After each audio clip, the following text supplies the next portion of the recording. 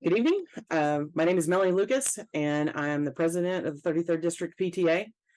I am joined tonight by Marcy Cottrell, 33rd District PTA Executive Vice President. Marcy, if you could wave and say hi.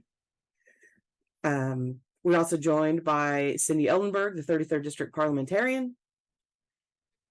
Hi. And and Lizette Gonzalez, our 33rd District Director of Budget and Finance. Hi, everybody. Thank you so much.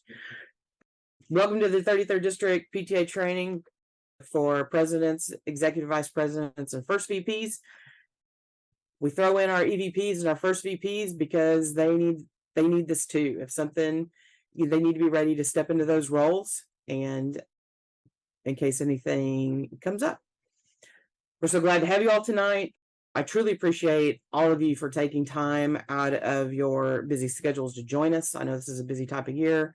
We've got flag football, AYSO, and everything has piled on. So anytime you're willing to give up to do good things for kiddos, I truly appreciate. Before we begin, I'm going to share the routine housekeeping notes. Please mute yourselves during the presentation. Marcy and I are quick with the mute button. If we start to hear your Starbucks order, we're gonna give you a quick mute. Please ask the question. Please ask all of your questions in the chat. We'll review them and we'll answer them as time permits at good points within the presentation and or after the presentation. So with that, we will begin. President. Haha. Congratulations. Now what? First, we can go over some PTA basics. In case you were one of those people that were gently encouraged or had your arm twisted and you found yourself in this role and without a whole lot of information, we're going to go over a few basic things. What is a PTA? Well, PTA is the nation's oldest and largest child advocacy organization. We advocate on behalf of children, youth, and families at every level of government. Any issue that we think affects those groups of people. Every PTA is a 501c3 nonprofit organization. So a lot of the things that we need to do or we ask you to do, these rules that seem like a lot, sometimes people say they seem oppressive. They are not necessarily PTA rules. They are government rules, like in terms of, like we're talking about filing taxes and filing other financial filings and things with both the state of California and the federal government. PTAs are non-commercial, non-sectarian, and non-partisan. What does this mean? Non-commercial. You can thank your sponsors, but you can never tell people to use their business specifically. So if Joe's Deli donated a whole bunch of oranges or bottles of water for your fun run, you can thank them. You can absolutely put up a sign saying, "Thank you so much for the donation. We appreciate it. You're keeping our kids hydrated. This is awesome." But you cannot specifically put on your poster, "Eat at Joe's" or "Go buy water at Joe's." Non-sectarian. Everyone is welcome. Absolutely everybody, regardless of race, religion, everyone is welcome in the PTA. And nonpartisan. This means that PTAs must never support or oppose political parties or candidates. This includes those running for school boards on nonpartisan slates. That sentence comes directly out of the toolkit because it comes up a lot and we don't want to mess it up. But this will come up.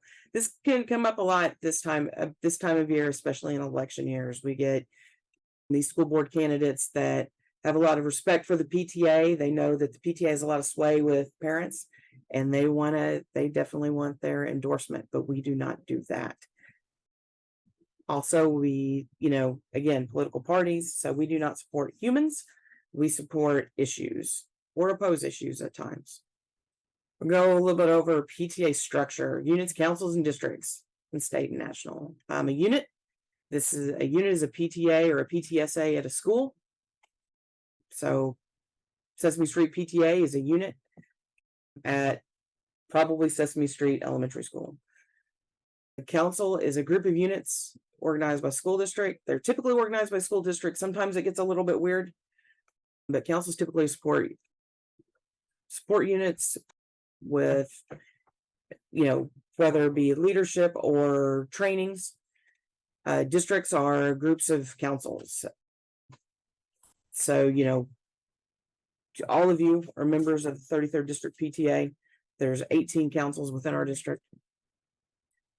California State PTA is, the next layer up, and they represent all the PTAs within the state of California. They also throw our annual convention, workshops, and other trainings and things throughout the year. And then National PTA represents all the PTAs across the country and advocates for children, youth, and families at the national level. So again, Sesame Street PTA is a unit within, we can call it the 1, 2, 3 council of PTAs. 1, 2, 3 council PTAs, we can call them a council within the 33rd District. 33rd District falls under the California State PTA, and then California State PTA is part of National PTA. A unit in good standing. So a lot of times you'll hear that we will reference this good standing. Are they in good standing? You hear this phrase, kicked around quite a bit, but this is what that means. So a unit in good standing has the 3 required officers. This can also be referenced a council in good standing kind of as well. They have to meet some of these requirements. Unit in good standing needs to have a president, a treasurer, and a secretary. You need to have at least 15 members, and those dues need to have been remitted through council, district, and state.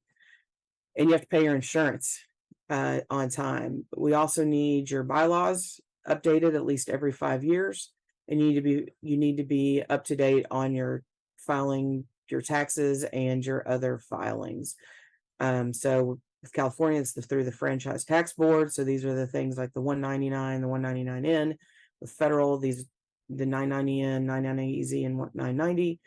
And then your charitable trust forms, which are through the California Attorney General's office. And these are the RRF1 and the CTTR1 if necessary. The CTTR1 is only required if you file the postcard filings for your taxes. So what do we do?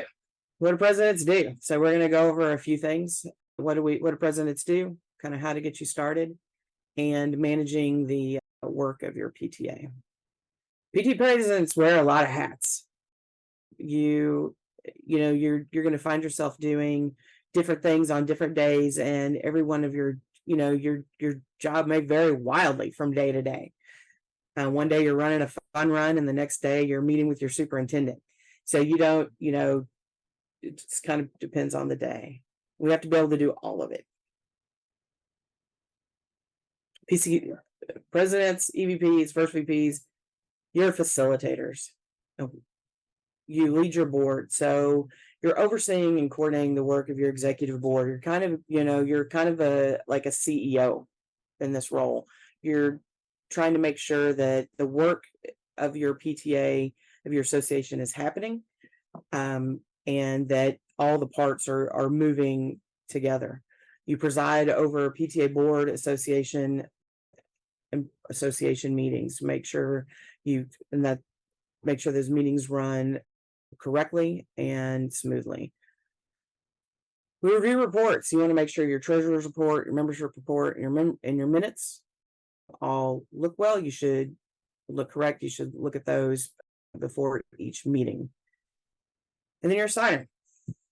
These are checks, payment authorizations, and contracts. And these are, as you know, as you sign, you also share that signing responsibility with the other people that are listed in your bylaws. Collaborate with other leaders. So you work with other PTA leaders. We want to make sure that our kiddos are as successful as they can possibly be, and that we provide the best things that we can for them. So you're going to work with the other people on your board, and you may work with other PTA leaders within your council. You got to check in with your team members, make sure that things are going smoothly. If you have a committee members that are running your, I keep going back to the jogathon because apparently that's ingrained in my brain from my time as a unit president. If you have a jogathon committee, you want to make sure that those things are going. You know, you want to let them do the work, but you just want to check in every now and then, make sure that work is happening. And speaking of committees, as a president, you're an ex officio member of all committees except the nominating committee. And then, depending on if you're a unit or a council leader, unit presidents are generally required to attend a council meeting monthly. That varies council to council on what we call those meetings. I know some call it a unit president's meeting, some it's an executive board meeting, but you check it. Your council president should have reached out to you by now to tell you which of those that you will be expected to attend. And then council presidents attend 33rd District PTA Executive Board Council President and Association meetings. Also, communicator with other leaders. Again, we've got to keep everybody updated on plans and activities. Make sure that everybody knows the expectations of what we're doing, of both their position and what needs to be done, and where we are with our programs. And you got to be a good listener. I'm going to tell you, I know it's like our third bullet point. It's down kind of here in this like corner of this slide. You have to be an excellent listener. You will find this, and again, I know this says with leaders. A lot of times this is with your community. This is with your association. This is with the parents in your school, or if you're, a council, or if you're a council leader within your council. This is a lot of times people just need to be heard. If they're upset, if they have an idea, they just need you as the president to hear them out, and to understand where they're coming from. I kid you not, this will take care of like 3/4 of the issues within your unit. You got to communicate regularly with your principal. I am telling you, if you can have a great working relationship with your principal, that's going to make your job as president about 1,000 times easier. I understand that not everybody's going to have that luxury. I was very, very lucky to have a great relationship with my principal as a unit leader and with my superintendent as a council president. It makes all the difference. Try to meet with them regularly.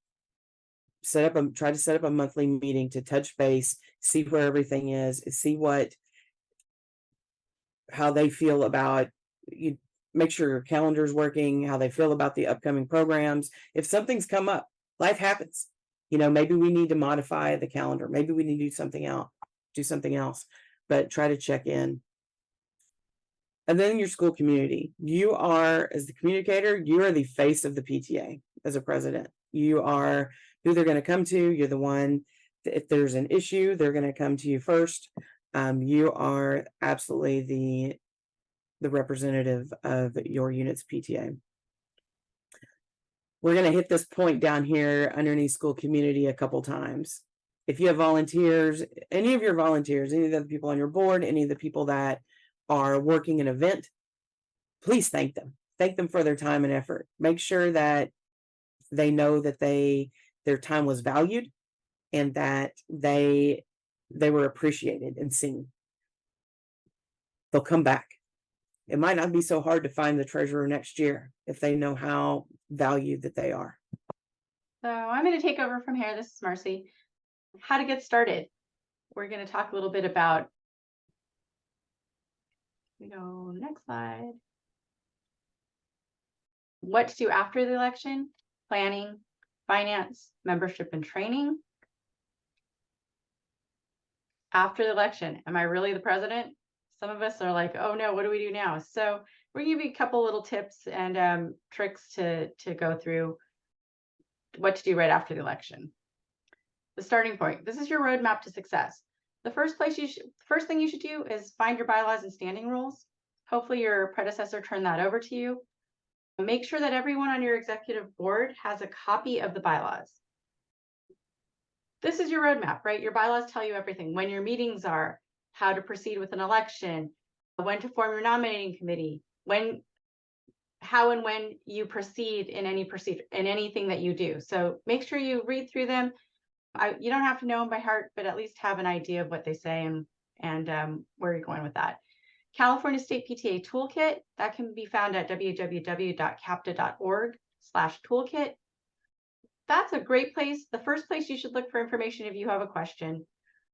Oftentimes you'll find the answers there, whether it be finance or how to run a meeting or an idea for an agenda or any of the issues you may have. Look there first. They've got a pretty extensive listing of everything that you could imagine on running your PTA. The third thing would be your AIM insurance guide. AIM is our insurance company. You can download the guide, and I'm not going to read it out because of a longer web address, but the guide will tell you everything about your insurance. And it will also have a red light, green light, yellow light listing. It doesn't have everything on it, but it'll give you a good idea of what you can't do, what you can do, and what you may need to call AIM about for extra insurance coverage. Planning. What do we always want to do? Do good things for kids. So here's some tips on planning. So we're going to stay on that roadmap to success, but we're going to keep on the straight and narrow. So meet with your executive board and principal, plan programs and create goals for the year, create your calendar for the year. When I was a unit president, way back when, my executive board and I planned a calendar for the whole year. We presented it to our principal to make sure he was on board with everything we wanted to do. We planned out the dates to match the school calendar. And I also met with my principal monthly, so he was never surprised about anything that was coming up with PTA. Meet with your treasurer. You need to change the bank signers. You need to appoint a budget committee and begin drafting your budget, right? Our budgets are our guideline on how we're going to spend money, how we're going to make money. So we always want to make sure that our budget is balanced. How much we're taking in is how much is going out, right? Appoint committee chairs. Your committees would be like reflections, hospitality, book fair, that jogathon that Melanie is so fond of. But yeah, appoint committee chairs. And then we're going to go to ideas to programs. This is a kind of an important slide. Some of us, I know when I first started, I didn't know how to take an idea and make it happen, right? And that's the hard thing. Sometimes we have new ideas. So it starts with an idea. Ideas come from the executive board, parents, teachers, and staff. So your school community, they come up with an idea. Now what, right? Get the green light. Check with the AIM insurance guide to make sure it falls in the green area. If it falls in the yellow area, you're going to call AIM and say, hey, this was a yellow area thing. What do I need to do for insurance to cover this? If it's red light, that's a clearly don't do it. And then check with your principal, reality check, run the idea past your principal. So important. If you're going to do it on campus, nothing happens on campus without your principal or your administration knowing about it and approving of it. Then your executive board, work out the details, take the idea to the executive board for discussion and approval. Determine if the budget will need to be amended. Make sure the motion is recorded in the minutes. So you're going to go to your executive board or whoever, a committee that you formed, and they'll say, hey, this is our idea. This is how much it's going to cost. Your treasurer will probably go, hey, where's that money coming from? How do we fix the budget? You'll figure out ways to amend the budget. Then someone will make a motion and it will either, pass or fail, and that should be recorded in the minutes.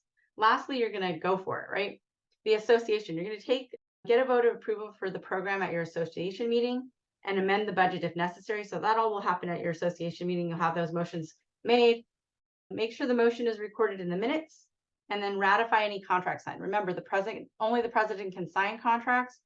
So you're going to have, you need your association's approval for the president really to sign the contract. I see a few questions. So let me go through them. Will we get a copy of this PowerPoint?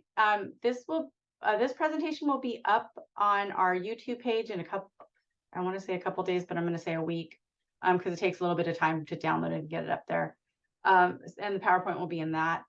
Do we have a deadline for the bylaws? Our unit is still working on them. They just need to be done every 5 years. Yep. So as long as you're within that timeline, it's fine. When will we get our bylaws back? We submitted them in June. I cannot answer that question.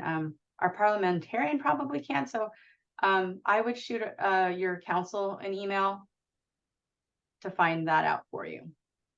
Any other questions? All right, we'll keep going then. Finance. I don't know if any of you have teenagers or, early 20-year-olds, but bruh is like the thing that we all hear. I'm not the treasurer. I didn't sign up for this. What the heck, man? Like nobody, I'm a president. I didn't want to be any part of this. Well, congrats. Every officer is a financial officer. We all have fiscal responsibility within the organization. So we're gonna lightly hit some finance just to make sure that we all are on the same page. I promise it won't be too painful. My 8-year-old says bruh. Dude, it's everywhere. All of them are saying bruh. So again, presidents of financial officers. So, as a president, we're going to work with our treasurers to complete these things. Again, the proposed budget. We need to make sure that we have to have a budget approved by our associations so that we can do the work of the association. Nothing should happen without that budget. Our taxes.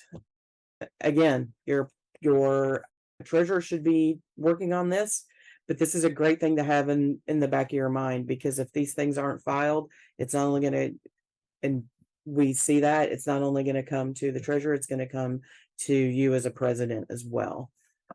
Government filings, again, our RF1s, our CTTR1s if necessary. Again, that's if your unit brings in less than 50K a year, you generally have to fill out one of those. And your SI 100 if you're incorporated, and that is every other year, and the time of year you have to file that varies depending on when you originally filed it. Again, I don't want to scare anybody. Your treasurers generally take care of this, or if you have a taxes and government filings persons, they take care of it. But these are good things to be aware of, that these things should be happening. And if they're not happening, you need to check in on your treasurer and make sure that they are. Figure out what's going on. Insurance payments. As of last year, insurance payments are made directly to AIM. Your PTAs will receive invoices for this. I think those are actually going out now, and you can either pay them, so you'll receive more information on that. It's kind of nice. We're not remitting those up through channels anymore. Just going straight to AIM on that. More things. Everybody likes more things. Your workman's comp form. This is done in January. Again, your treasurer. If you don't employ anybody, this is generally a pretty easy lift. Conflict of interest whistleblower form. Those should be filled out at the beginning of every term. They're collected and held by the treasurer. If you have not done those, check with your treasurer, and let's make sure that we get those done. And then fiduciary agreements. These are generally things, buses, field trips, assemblies, equipment. If your PTA has given money to your school for the purpose, I'm just going to use buses or field trips as the example, then you have to give them a fiduciary agreement that says this money is for this thing and shall only be spent on this thing. And any monies that are not spent on that thing shall be returned back to the PTA at the end of the year. We want to make sure that these monies are being used for what your association voted them to be used for, and not falling into some like slush fund. There's some financial tips. We used to hit this 3-to-1 fundraising thing pretty hard. We used to refer to it as a rule. It's really a guideline. Try to think of doing about 3 free programs per fundraiser. This is just, we want to raise money for a purpose. the idea is that at the beginning of the year, we set up a budget with what you want to do. Like, what's your plan for the year? What kind of cool things do you want to provide for your students throughout the year? And then you should fundraise to that purpose. We don't want to just raise money for the sake of raising money. Parents get really frustrated if every time they turn around, there's another fundraising flyer in their kiddo's backpack. They don't like that, and that honestly kind of puts the PTA in a rough, like kind of an adversarial position with our school community, and we don't want to do that. Don't buy gift cards. Just don't.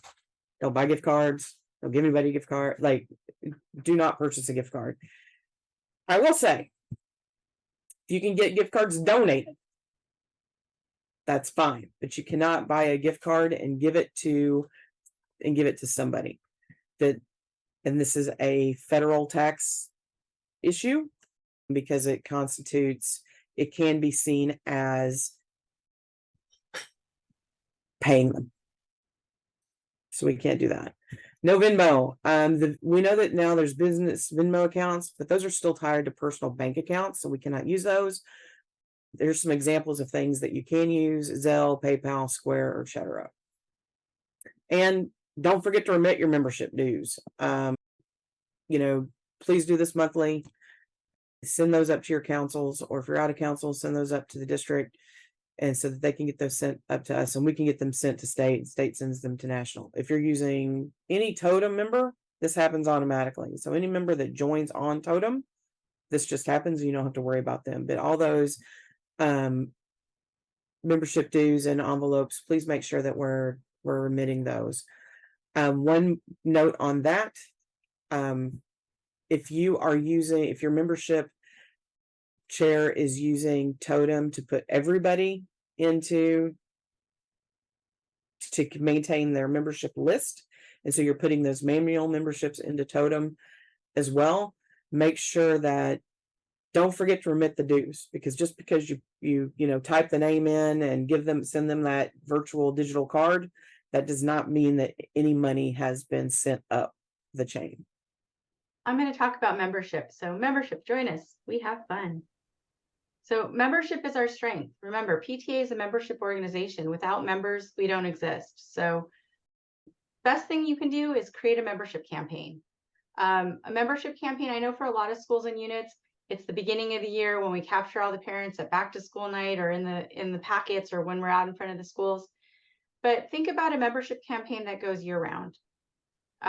Set membership goals. See what your membership was last year and see if you can beat that by 10%. Or see if you can get all your teachers to join from your school and your administration. Or see if you can get one membership for every student on campus. Those are some goals you can set for yourselves, but set a membership goal. Publicize your campaign to your school community. And then you want to encourage teachers, staff, and school board members to join your PTA, and ask former PTA leaders and community leaders to join. We have great membership here. We just had a membership workshop last week, I think. If you ever have questions, check the state website too. They have great ideas as well. Training, the more you know. I'm big on training. I think the better trained we are as leaders, the better we are able to run our units. So I would say encourage your entire board to attend training. Running a PTA by the rules is easier when everyone is trained. Council, district, and state PTA trainings are available. Some councils do their own trainings. If they don't, we do trainings at district. We've got all of our videos up on YouTube as well. State PTA also conducts trainings, and they're a great resource too. Budget now for California State PTA Convention. Convention this year will be May 3rd through the 5th in Ontario, California. You'll get training.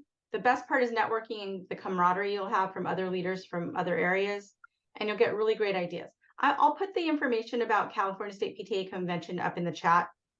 One of the things we want to encourage you to do is, if convention is not in your budget at this time, we'd really encourage you to plan for at least for your president or your incoming president to go to training at the convention this year. since it's local. It flip-flops usually between Southern California and Northern California. So since it's local, it's a little bit cheaper for units to send people. Don't forget about local trainings and workshops. Your council will provide them, 33rd District PTA and California State PTA. So we've given you all this. Then we got to talk about actually running these things. These are some basics in terms of running it. We'll talk about these. I always call this like the kumbaya fluffy stuff. First, team building. Marcy will tell you, everybody knows it is not a secret. I am not a huge fan of like crazy icebreakers. I'm just not. But turns out I had a little change of heart on that once I started running them. So once I got to plan my answer in advance, I felt a lot better about icebreakers. Suddenly I was on board.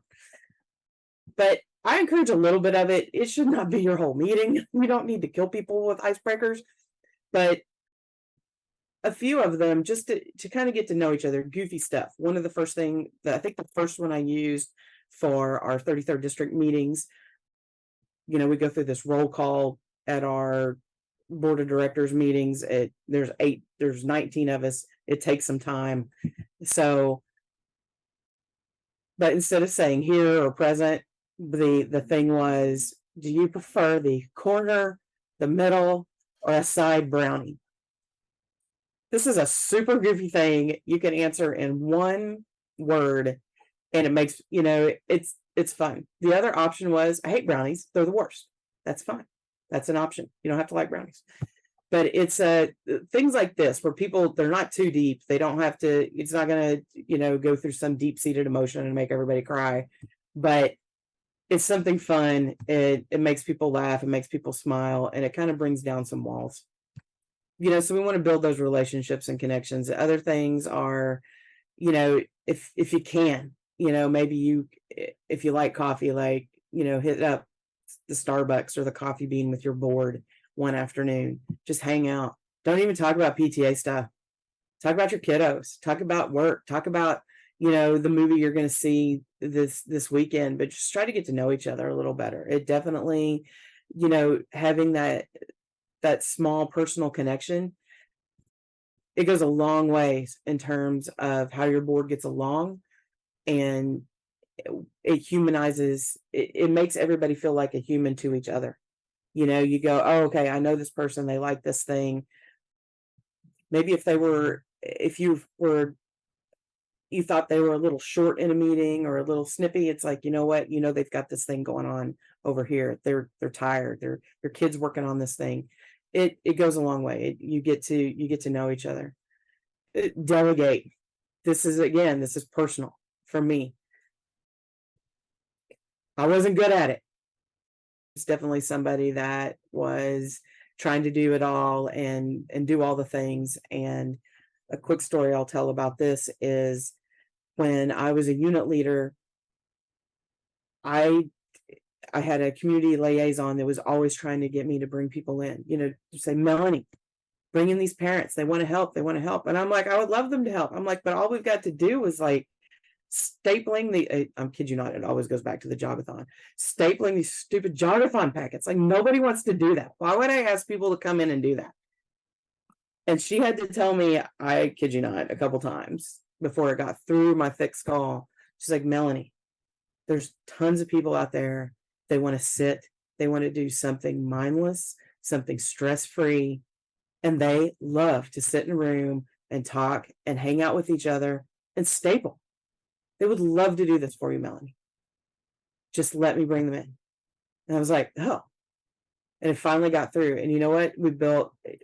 Got to know so many more people. It was a huge success. So I encourage you to remember, if this is something that you struggle with, people like to staple. Remember that. And and again, with delegation, we empower new leaders, we bring people in, it gives you time, for mentorship. That provides an opportunity for mentorship. Seems like this, big weird sentence, but people see what you do. They learn about the jobs. They learn about the officer positions in your PTA, and they go, you know what? I can do that. I can do that. I can totally do that job. And so then that makes it a little bit easier to find your board next year. We accidentally put this twice. It does, but I'm going to drive it home. You got to recognize different work styles. You got to trust your volunteers to do your work. The other thing I'll say is you have to understand that not everybody is going to do things on your timeline. I think this is another thing that people need to be reminded of. There are people out there, they're going to wait till the last minute to do absolutely everything in their lives. And you have to kind of trust they're going to do it. And it can be nerve-wracking. I mean, maybe you're somebody that wants it all done a day in advance, but you have to recognize that if you gave them that October 10th deadline, they may send it to you at, October 9th at 11:59. Or if you were like end of day, October 10th, it may come in at 11:45, but it will come in. So we have to trust people to do the work in the manner that they want to do it. You can't micromanage them or you'll run them off. And again, we keep harping on this kind of, but thank your volunteers. The other thing I want to say about thanking your volunteers, and we don't have a great bullet point for this next thing, is try to have a good time. Try to have fun. Try to make it look like you're having fun. If it's, again, with my jogathon, if it's one of these days, we used to have the jogathon in like October, right? And it would be this amazing, beautiful weather up until the day. 72 and a light breeze. Get to the day of jogathon, it's like 90 degrees and hot. We're all struggling. We're trying to get the water done. We're trying to do this stuff. We're trying not to give the kids heat stroke. But if we stand out there and we make it look miserable, nobody's going to sign up. Nobody's going to want to join your board. Nobody's going to want to help you. So these are just things. Try to look like you're, hopefully you're actually having a good time. I don't mean to sound negative. Have a good time. Make it clear that you're having a good time. Be welcoming. And when those people reach out and say they want to help and they want a staple, take them up on it. The staplers exist. I promise. We don't have a great segue here, but one of the things that you're going to have to do as a president is you got to run some meetings. There's 3 main types of meetings, and we're going to go through them and give you kind of a super basic agenda to give you kind of an idea of what these things look like and some information on it. First type of meetings are committee meetings. Generally, as a president, you might not be running these meetings. You're going to appoint somebody, you're going to appoint your reflections chair and hopefully a committee. That reflections chair will run this committee, but you will, again, we're going to remind you, you're an ex officio member of all committees. You should know when all your committees meet. Whether or not you attend that meeting is up to you. We have weeks that are busier than others. If you can attend these meetings, great. But if you can't, entirely up to you. But you should know when they're meeting and what's going on. In terms of our who, what, where, these are members of the committee that are appointed by the president and ratified by your executive board. Committee meetings are fantastic to do all the kind of hammer, you want to hammer out all the details, cover all the things. The joke they, always used to use at convention was to pick the color of the napkins. Nobody wants to pick the color of the napkins at the executive board meeting. Nobody wants to argue about this. Argue about it at a committee meeting. So work on that stuff. Figure out who your vendors are going to be. Argue about what the prizes are going to be there. And these are just, you have these as needed. And then again, we're doing this so that we can expedite executive board and association meetings so that we have all of this stuff taken care of. You present your report and everybody trusts that you all did a great job, fully vetted the napkins, made a great choice, and then we move on with our lives. And again, here on the right is a super basic agenda on how a committee meeting should go.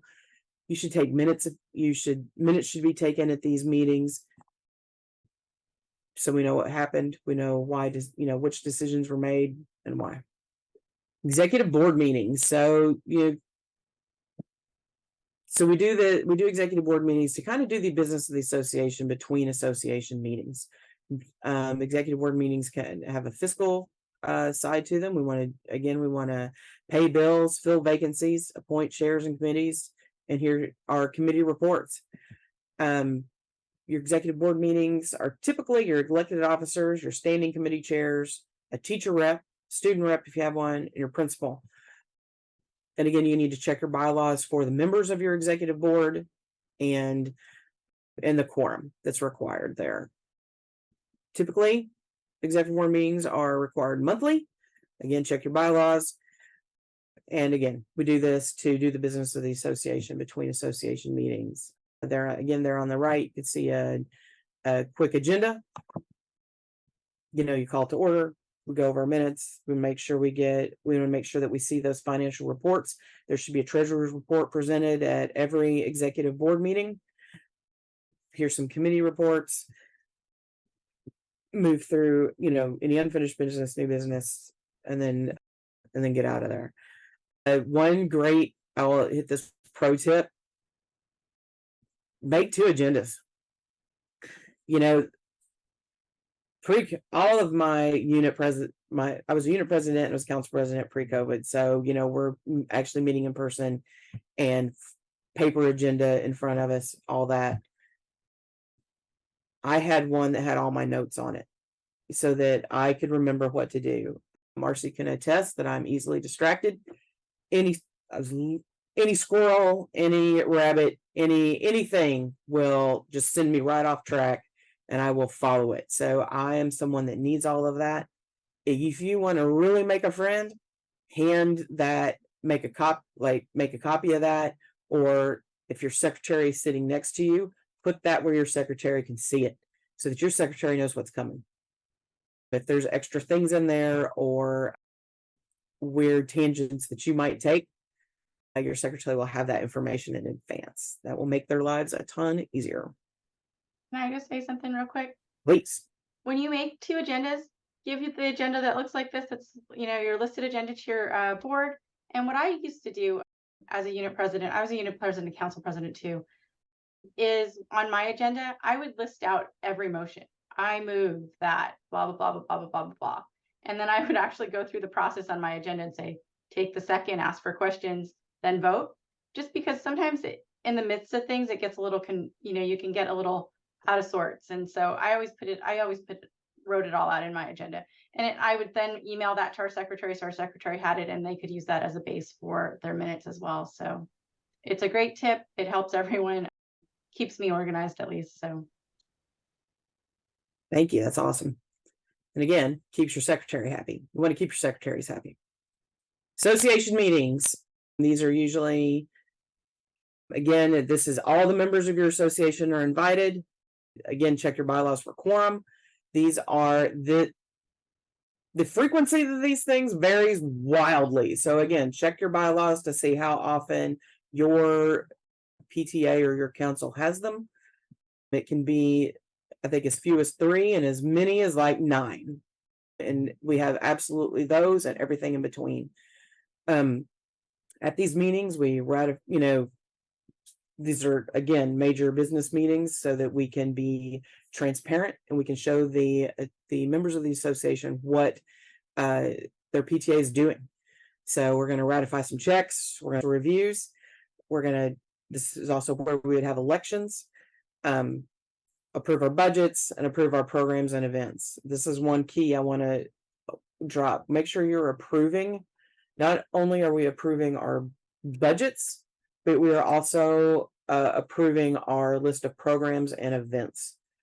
Our insurance company is great, but they will not cover things unless all of your I's are dotted and your T's are crossed. So that's why when we talked about the ideas to programs, we want to make sure that we have all of this recorded in the minutes. Budget needs to be approved. The program needs to be approved by your association as well. I see your hand and we will get to that in just a second. But again, here's another basic meeting agenda. It looks very similar to the executive board one. And then this might be my favorite pro tip. These meetings do not have to be long. They really do not. People love a short meeting. Nobody needs a 2-hour meeting. So if you can, if you're having trouble getting people to an association meeting, principals are always a great draw, for better or for worse. They like to get an update from their principal, their school principal, to see what's going on in their school. If you can get kids to perform, that's another great draw. Those parents will show up. Parents that aren't even of those kids will show up. We love to see kids in artwork, or kids singing, or kids in band, or any sort of thing, a play. Everybody loves that. So, try to have something, I would say try to have something, fun or informative. Try to tie your meetings to that. I know a lot of them are. A lot of our meetings were tied to a back to school night or a open house. All right. Can I get a couple of questions in here real quick, Melanie? Yes, this would be a perfect time for that. Jean, I see your hand. I'm going to get a couple of questions that were in the chat, and then I'll get right to you. How many people are on a committee? Can they be volunteers? It's up to you. I generally, you want to aim for an odd number for voting purposes, but I would say, you don't want your committees to be so large that they're become cumbersome. I would typically, but again, you want enough members to be able to do the work. It does vary with the thing, but I would generally say, without knowing what the thing is, I would say 3 to 5. 5 people is about the max I would go for a lot of things. That's the core of your committee. Everyone else can be volunteers and can participate, yes. But the core of your committee, probably 3 to 5 is best. All right, second question. Hi, how can I get a copy of the bylaws? If the previous president did not give them to you and nobody knows where they are, please check in with your council president or council. If you have a council parliamentarian, check in with them. They should have it stored away for you. If you don't have a council parliamentarian, check in with your council president.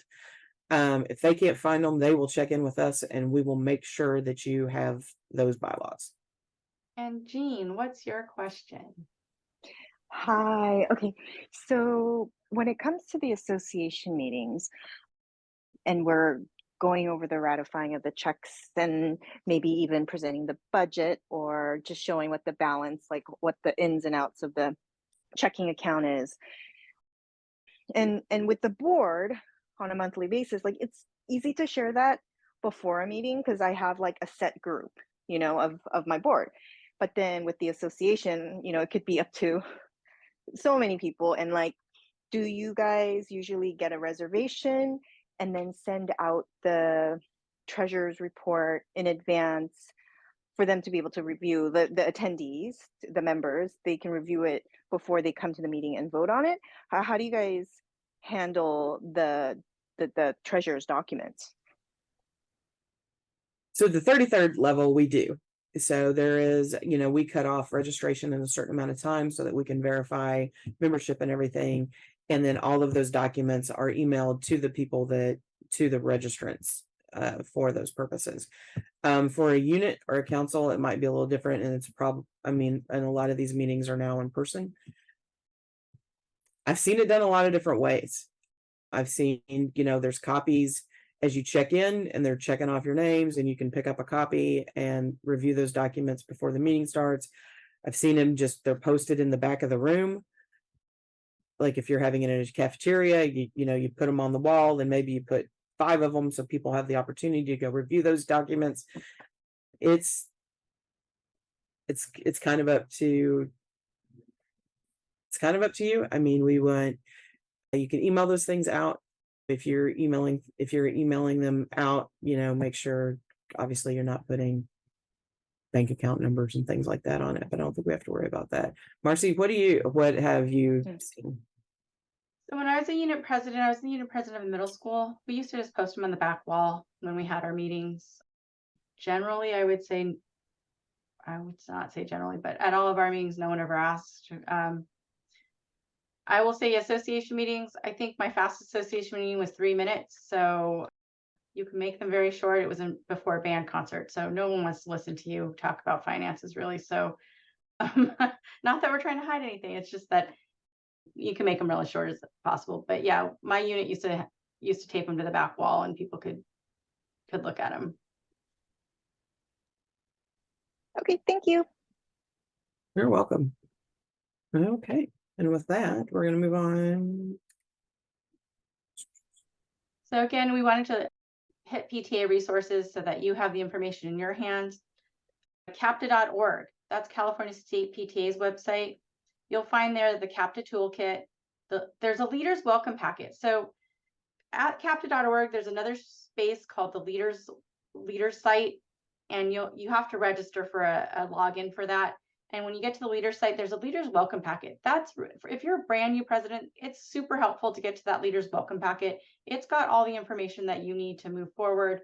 Answers a lot of your questions if you're brand new. And there's another document called Running Your PTA that's really helpful. CAPTA.org also has a tax help page. If I know some units and some councils pay to have their taxes done. If you're making under $50,000 and you don't have any hired employees, it's pretty easy to file your taxes yourself.